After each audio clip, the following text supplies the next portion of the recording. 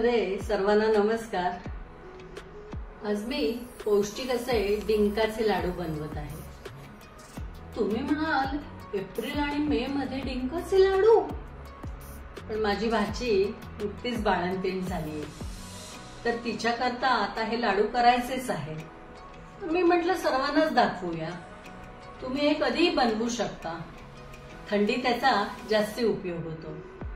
हे डिंकाचे लाडू खरं तर सर्वच माणसांनी खायला पाहिजेत। अतिशय औषधी असे हे लाडू आहेत। कंबरदुखी, पाठदुखी, हाडांच्या बळकटीसाठी असे हे अतिशय उपयुक्त लाडू आहेत। या पौष्टिक डिंकाच्या लाडू करता मी ही वाटी प्रमाण म्हणून धरलेली आहे। तर ही एक वाटी बदाम, एक वाटी काजू, एक वाटी अक्रोड, 2 वाट्या मखाणे, अर्धी वाटी गोडंबी, 2 वाट्या खारकीची पावडर आहे, 2 वाट्या डिंक, अर्धी वाटी खजूर आहे, हा जायफळ पावडर, सुंठ पावडर, हे 2 वाट्या तूप घेतलेलं आहे मी। ह्या मिक्स सीड्स घेतलेले आहेत। 2 चमचे मोठे खसखस घेतलेली आहे, तीळ घेतलेले आहेत, मेथी पावडर घेतलेली आहे, अळीव आहेत, 2 वाट्या गूळ घेतलेला आहे, 4 वाट्या खोबरं घेतलेलं आहे आणि 2 वाट्या कणिक घेतलेली आहे। पूर्ण डायबिटिक पेशंट तुम्ही असाल तर तुम्ही खजूर घालू शकता, नाहीतर मग खजूर घातला असेल तर थोडंसं गुळाचं प्रमाण तुम्ही कमी जास्त करू शकता, किंवा पूर्ण खजुराचे सुद्धा तुम्ही बनवू शकता।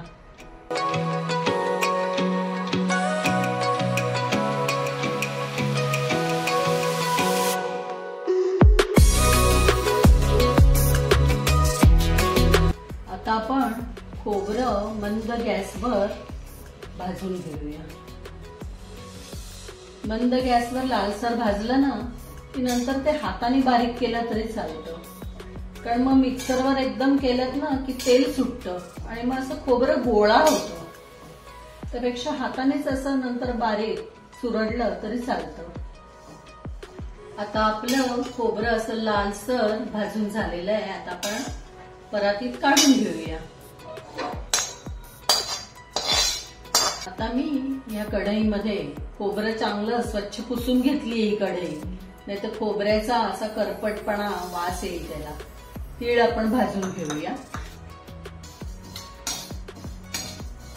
फार लाल नाही करायचंय, मंद गॅसवर भाजून घ्यायचंय। आता ह्याच्यातच मी खसखस पण भाजून घेते। तीळ काढले तिथेच बाजूला खसखस पण काढून घेते मी। आता आपण अळीव आहे ते भाजून घेऊया। आता आपण तूप घालूया आणि बदाम तळून घेऊया। आता मी अक्रोड थोडेसे तुपावर भाजून घेते। आता आपण काजू थोडेसे तुपावर भाजून घेते। आता तुपावर मखाणे भाजून घेते मी। आता गोडंबी तुपावर भाजून घेऊया। अतिशय पौष्टिक असते ही गोडंबी, ती खरं भाजलेलीच असते, फार नाही आपल्याला हे करायची। थोडीशी खारीक पावडर जी आहे ती पण आपण तुपावर हलकी भाजून घेणार आहोत।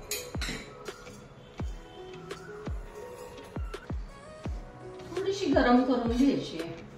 मी बाहेरनही खारीक पावडर आणलेली आहे, तुम्ही खारीक पावडर घरी पण करू शकता।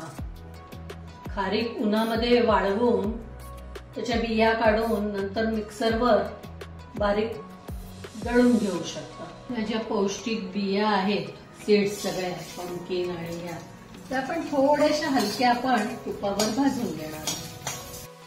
आता आपण तूप थोडं जास्ती घेतले, 4 चमचे। आपण आता डिंक थोडा थोडा तळून घेऊया। तसं छान फुलतो हा डिंक, आपण काढून घेऊया। आता आपण तुपावर कणिक चांगली भाजून घेऊया लालसर अशी, पण लाडूला बाइंडिंगला पण ती छान पडते अशी. आता मी दुसऱ्या कढईमध्ये मेथी पण तळून घेतली आहे. मेथी पावडर आहे ही, कडवट असते थोडी, पण ह्यानेच तर कंबरदुखी पाठदुखी थांबते आणि बाळंतिणीला तर एकदम चांगली. नुसते मेथीचे लाडू पण करतात, पण आपण डिंकाचे करतोय. चांगली तुपात तळून घेतली की तेवढा कडवटपणा कमी होतो ना. आता आपले बदाम, अक्रोड, काजू तुपामध्ये असे तळून तयार आहे. तसेच गोडंबी आणि सगळ्या पंपकिन सीड्स, मिक्स सीड्स त्या पण आपण तळून घेतलेल्या आहेत, त्याही तयार आहेत.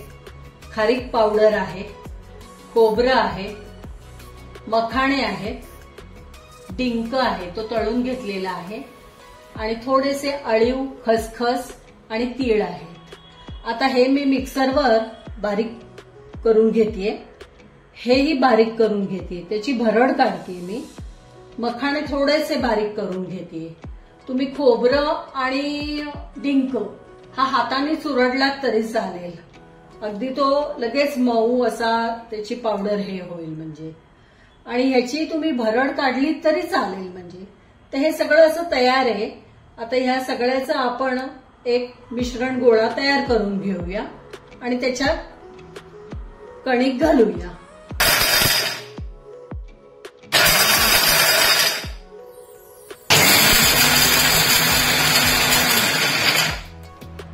आता आपण हा खजूर आहे तो पण थोडासा तुपात तळून घेऊया आणि मग मिक्सरवरनं काढला तरी चालेल. आता आपण थोड्याशा तुपावर हा गूळ वितळवून घेऊया, म्हणजे असा गुळाचा कच्चेपणा लागणार नाही. थोडासा तुपावर परतून घेऊया आणि गुळाऐवजी पिठी साखर वापरली तरी चालेल. आता ही जी कणिक तुपात चांगली लाल भाजून घेतली होती ती मी घालते आहे. आता बदाम, काजू, अक्रोड, बाकी सगळ्या मिक्स सीड्स हे सगळं बारीक करून झालेलं आहे आपलं. आणि ह्याच्यात आता तुपात भाजलेली कणिक घातली आहे आणि आता ह्याच्यामध्ये सुंठ पावडर, जायफळ पावडर घालतो कारण छान बाळंतिणीला चांगली झोप लागते ना. आता आपलं डिंकाच्या लाडवाचं सगळं मिश्रण एकत्र करून सगळं तयार झालेलं आहे. खजूर पण मिक्स केलाय, नंतर तो तुपात तळून घेतला होता ना आणि मग नंतर थोडासा मिक्सरवरनं काढून त्याच्यात घातलाय. आता आपण लाडू वळायला घेऊया.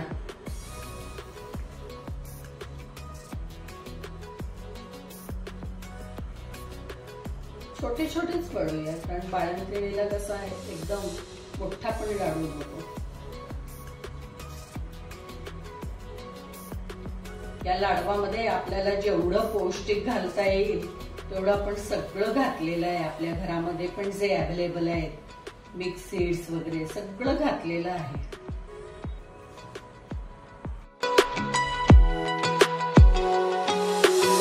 पौष्टिक अशा डिंकाच्या लाडूची रेसिपी आवडल्यास व्हिडिओला नक्की लाईक करा, सबस्क्राईब करा, शेअर करा.